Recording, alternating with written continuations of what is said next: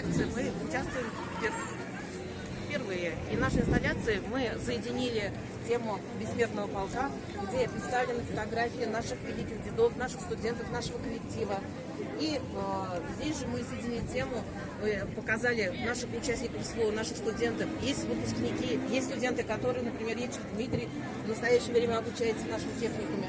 Есть выпускники Ахунов Нияз, Галюдинов Мурат, Курамшин Булат, Низамиев Руслан, которые у нас участником СВО являются. А здесь уж мы показали, как мы активно помогаем и в движении волонтерства.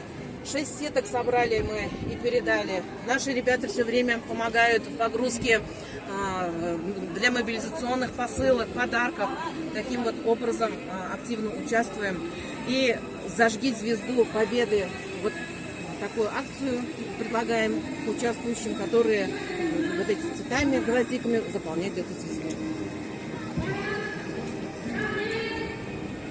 Который год участвуете? Участвуем первый раз в этом году. Арский техникум, Арский гуманитарно-технический техникум представлен впервые.